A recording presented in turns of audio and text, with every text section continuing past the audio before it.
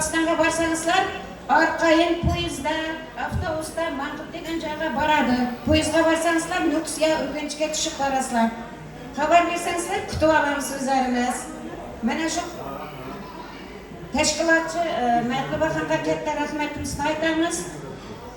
Keyin mana shu toshkentliklarga ham katta rahmatlar aytamiz. Xudoyim sog' salomat bo'linglar. Mana bizlar maktabni bitirganimizga bu yil 50 yil to'lgan ekan. Xudoyim shu kursdoshlar bilan ham institutni bitirganimizga 50 yilliklarda safimiz kamaymay, inshaalloh bitirish nasib qilsin. Hammamizni Qoraqalpog'istonga taklif qilamiz. Bir kun Xivaga, bir kun Sovetskiy muzeyiga aparamiz, Xudo xolasa.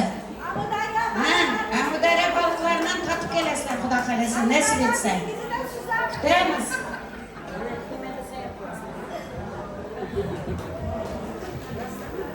Aziz kursdoshlar, mana bugun bizlar uchun katta bayram desak ham bo'ladi.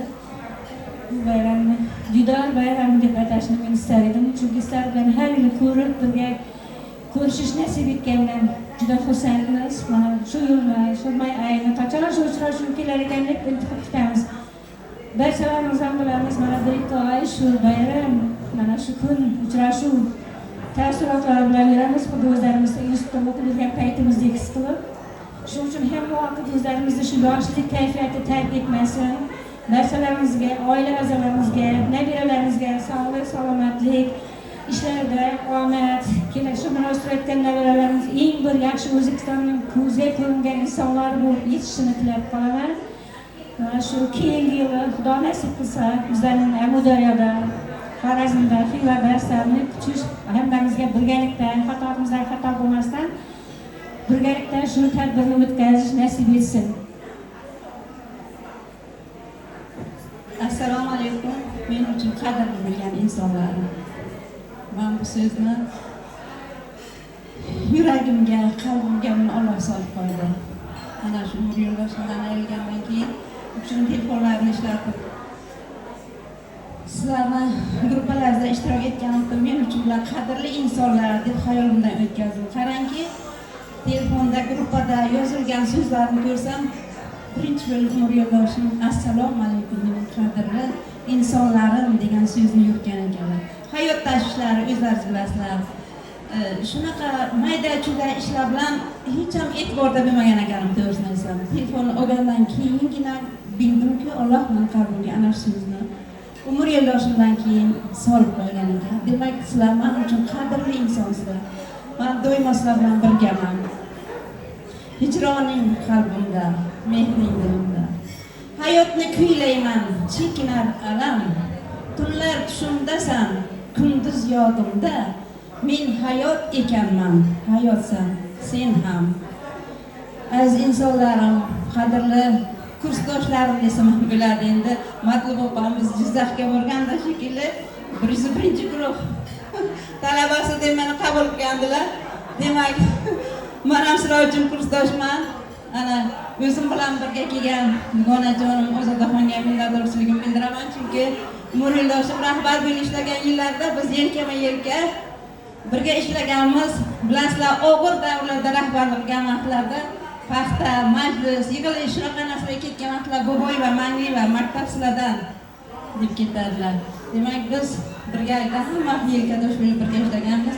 Dugonamga minnatdorchilik bildiraman.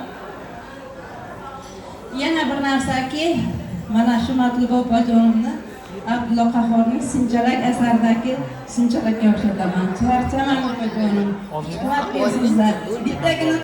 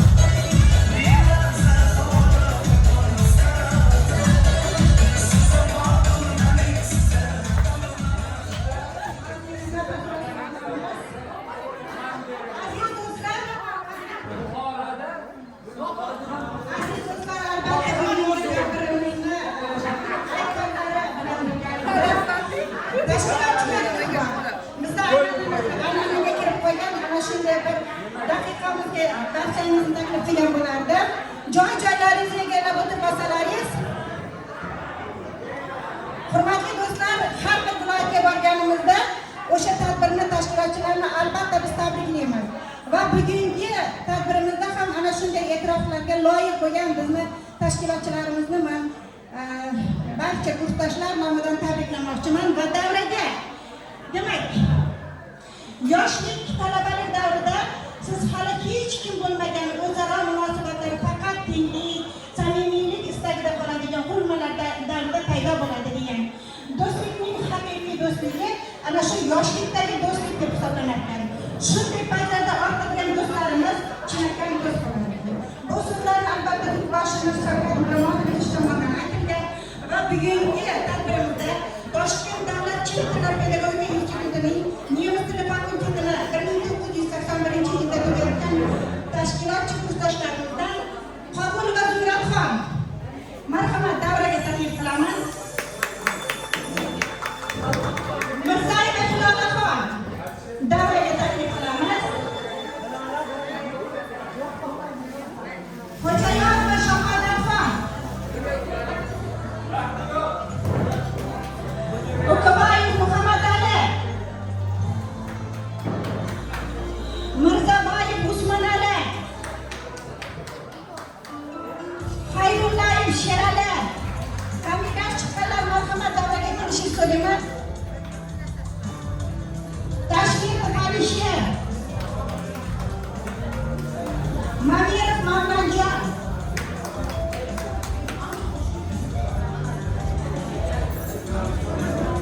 aziz do'stlar, bu tashkilotchilarimiz qaysi birlari moddiy tarafdan qo'llab-quvvatlagan bo'lsa, qaysi birlari xudoylik bo'lib mana shunday bir Dubay restorani shu bilan birgalikda markazdagi yalpiz restoranimiz va mana muzeylarga bordik. Hozir bizni tabriklarimizdan so'ng albatta kechagi taassurotlarni ham bir qator eslaymiz. Kecha biz O'zbekiston Respublikasi Prezidenti tomonidan tashkil qilingan Islom sivilizatsiyasida bo'ldik, Oq masjidda bo'ldik, Yangi O'zbekistonda bo'ldik. Hozir esa bu tabriklardan so'ng aynan ana shu taassurotlar bilan ham o'rtoqlashamiz. Demak, Zumradxon, sizga alohida minnatdorchilik bildiramiz. Mana shu bayramimizni tashkil qilish boshlangandan buyon o'g'li bilan birgalikda xizmatda bo'ldilar. Tabriklaymiz. E'tiroflar siz uchun. Usmonali garchi viloyatda yashasa-da, bizni har kuni qo'llab-quvvatlab, telefonda nima yordam, nima xizmat deb qo'llab-quvvatlab turganingiz uchun katta rahmat aytamiz. Muhammadali beka kelmaysizmi? Sherali. Muhammadali va Sherali. Keling. Mavlonbek, Mamila. Kimdir moddiy jihatdan, kimdir tashkiliy jihatdan qo'llab-quvvatlab turgan eng faollarni taklif qilyapmiz. Mavlonjon, biz qo'limizdan e'tirof olish hamma emas deydi. Men ham e'tirof beraman.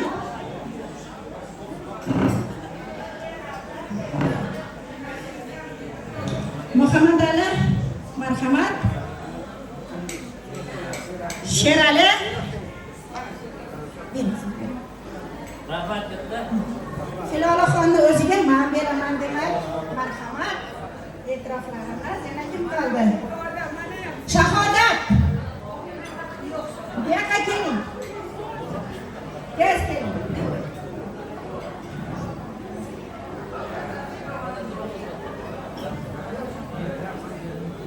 O'ktamxon, bu yoqqa keling, siz bilan meniki alohida yo'q.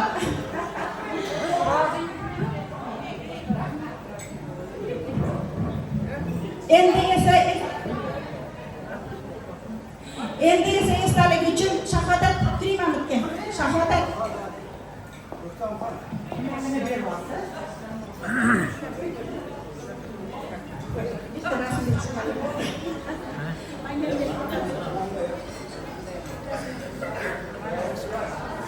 Ayyomlarning qo'ri sizni qalblarni to'ldirgan muhabbat esa mana shunday e'tiroflarning bari sizniki. Aziz mehmonlar, mana bu yerda ikki tarafda bizga mehmon bo'lib turganlar ham bor. kunigacha bizni mana shu 81-yilda nemis tili fakultetini tugatgan 45 yil bo'lgan kursdoshlarimiz bilan birgalikda O'zbekiston Respublikasining eng diqqatga sazovor joylariga bordik. Va hozir mana monitorga aynan o'sha islom sivilizatsiyasida siz balki borgandirsiz, balki bormagandirsiz. Bormagan bo'lsangiz bugun tasavvur qilasiz, siz islom sivilizatsiyasidasiz. Tasavvur qilasiz, o'sha oq masjid, minor, ya'ni Malika nimasining yonidagi oq masjid sayohatda bo'ldik. Shu bilan birgalikda O'zbekiston bog'i shu qadar go'zal, shu qadar chiroyliki, u yerda siz nafaqat sayohat qilasiz, balki maza qilib dam olasiz. Farzandlaringiz bilan biz u yerda avtobuslarga chiqdik. O'sha yerda ko'kalamzor joylarga o'tirib bir-birimiz bilan diydorlashdik, qo'shiqlar aytdik, raqslarga tushdik. Qo'yingki 18 yoshda biz yana bir karra qaytdik. Demak, monitorga diqqatingizni qaratamiz.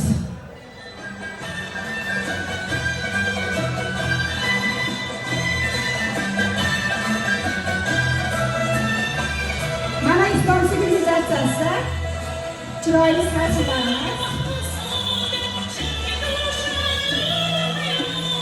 O'zbekiston Respublikasi shu qadar go'zal, shu qadar xarob.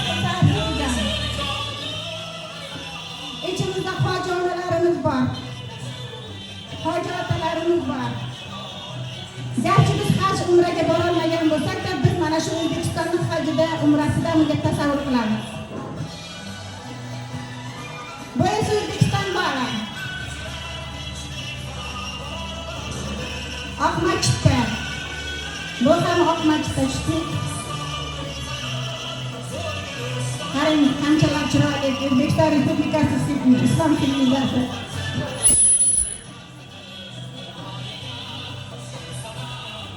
Monument oldiga tushilgan. Bu ham islom sivilizatsiyasi.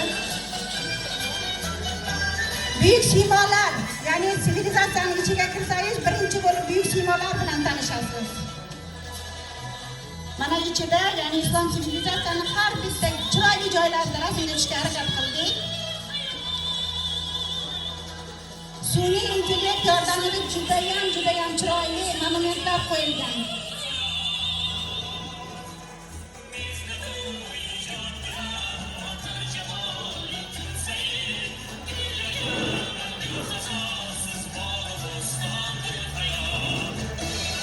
Nevaralarimizga, farzandlarimizga arzilik, esdalik, zo'rg'o'lik borib maqtansangiz bo'ladi. Hattoki sun'iy